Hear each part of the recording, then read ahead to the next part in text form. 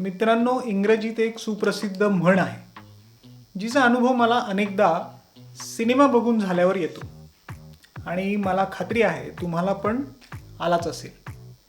ती म्हण म्हणजे low expectation is the key to happiness in life. म्हणजे अपेक्षा कमी असणे ही आनंदी जीवन जगण्यासाठीची गुरुकिल्ली आहे. नवख्या अथवा काही प्रसिद्ध नसलेल्या कलाकारांना घेऊन आणि फार काही प्री रिलीज पब्लिसिटी न करता प्रदर्शित झालेल्या चित्रपटाकडून फारशा अपेक्षा न ठेवता आज मी जेव्हा मुंजा या सिनेमाला गेलो तर इंटरव्हल होस्तोवर मला पुन्हा एक वार लो एक्सपेक्टेशनची ती म्हण आठवली. कारण मी आनंदी होतो. कारण इंटरव्हल ब्लॉकला इंटरव्हल असं न लिहिता आता बेला लगीन ही कॅचलाईन झळकत होती आणि माझ्यासही थिएटरमधील सर्वच प्रेक्षक खूप हसत होते. कसं ते सांगतो. नमस्कार मित्रांनो, मी अजिंक्य उजळमकर आणि तुम्ही बघत आहात नवरंग रुपेरीचे यूट्यूब चॅनल. आणि आज मी रिव्ह्यू करणार आहे आदित्य सरपोतदार दिग्दर्शित चित्रपट मुंजाचा.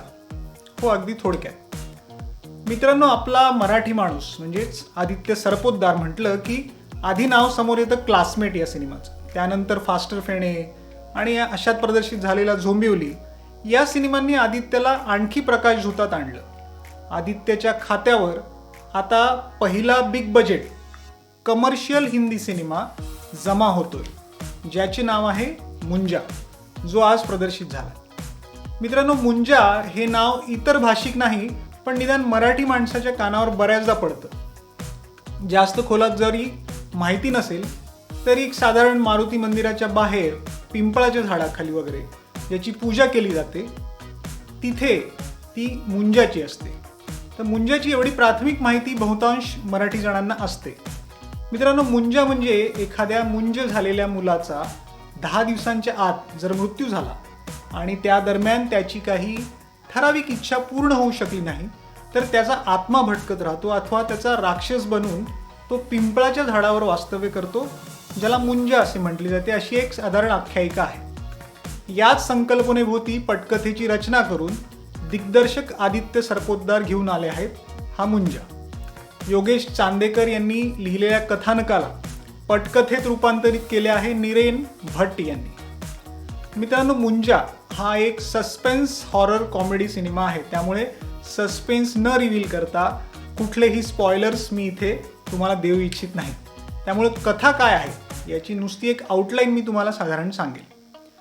कथेचा काळ साधारण 1922चा आहे आणि प्रांत कोकणातला आहे. छोट्याशा गावी राहत असलेल्या एक किशोरवयीन गोट्याचे प्रेम असते तिच्यापेक्षा मोठ्या अशा मुलीवर, जिचं नाव आहे मुन्नी. त्या दरम्यान जबरदस्तीने घराची मंडळी या गोट्याची मुंज लावतात आणि मुन्नीचे जे आहे ते इतरत्र लग्न होते. आता मुन्नीसाठी काहीही करण्यास तयार असलेला गोट्या काळ्या जादूच्या प्रयोगाने मुन्नीला वश करण्यासाठी म्हणून स्वतःच्या सख्या बहिणीचा बळी देण्यास निघतो. पण अपघाताने तसं करत असताना त्याचा एका पिंपळाच्या झाडाखाली मृत्यू होतो आणि मग त्याचा आत्मा त्याच पिंपळाच्या झाडावर मुंजा बनून राहतो. आता वर्तमान काळात मराठमोळा तरुण कथेचा नायक आहे, ज्याचं नाव आहे बिट्टू, जी भूमिका अभय वर्माने केली आहे. तर हा बिट्टू, त्याचे मनोमन प्रेम आहे त्याची मैत्रीण, जवळची मैत्रीण बेलावर, जी भूमिका शर्वरीने केली. तर बिट्टू त्याची पंजाबी आई पम्मी, जी भूमिका मोना सिंगने केली आहे, आणि मराठी आजी, जी भूमिका सुहास जोशीने केली. तर या आई आणि आजीसोबत पुण्यात राहत असतो. अचानक एके दिवशी आईसोबत कोकणात आपल्या चुलत बहिणीच्या साखरपुड्यासाठी म्हणून तो कोकणात आपल्या त्याच गावी जातो.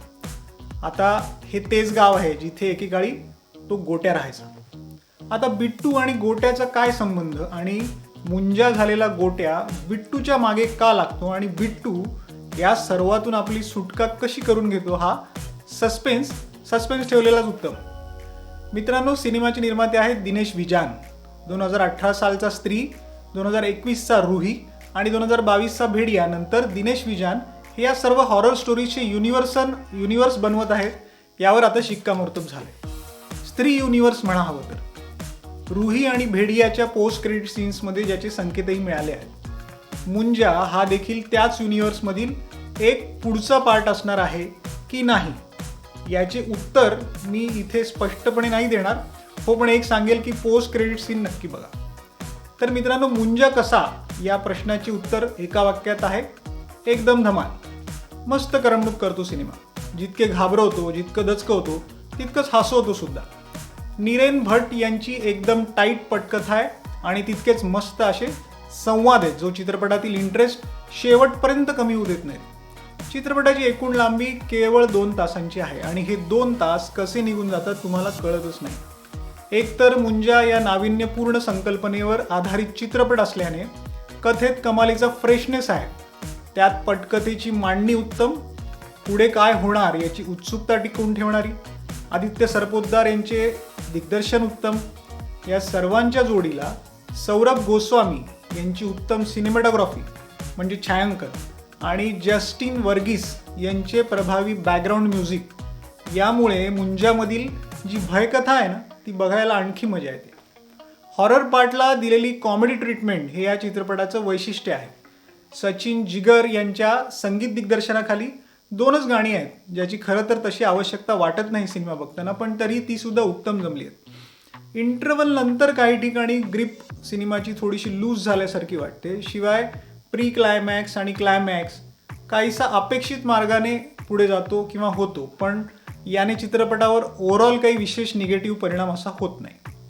झोंबिवलीनंतर परत एक वार आदित्य सरपोतदार यांनी एका हटक्या विषयाचे, नाविन्यपूर्ण विषयाचे दिग्दर्शन केले आहे, जे खूपच परिणामकारक आहे. त्याबद्दल आदित्य यांचे अभिनंदन.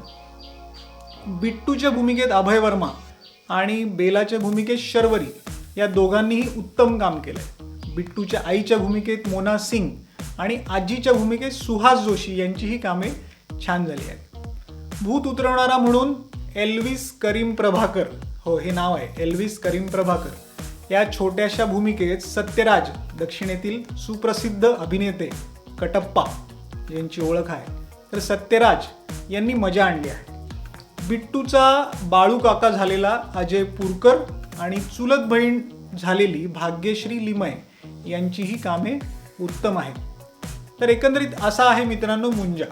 फ्रेश कन्सेप्ट, क्रिस्पी आणि टाईट एडिटिंग, अशी प्रभावी पटकथा आणि उत्तम दिग्दर्शन आणि या सगळ्यांना कॉमेडीचा मस्त तडका, यामुळे ही भट्टी जमून आली आहे. नक्की बघा, चुकवू नका. आणि अशा सिनेमांची मजा सिनेमागृहातच असते, हे मी काही वेगळं सांगण्याची गरज आहे का? आणि सिनेमा हा फॅमिली फ्रेंडली आहे, जरी हॉरर असला तरीही. आउट ऑफ 5 मी या मुंजाला देईल 3.5 स्टार्स. जरूर बघा आणि एन्जॉय करा. मित्रांनो, तुम्हाला आमचा आजचा मुंजाचा रिव्ह्यू कसा वाटला आम्हाला नक्की सांगा आणि नवरंग रुपेरीच्या यूट्यूब चॅनलला सबस्क्राईब नक्की करा.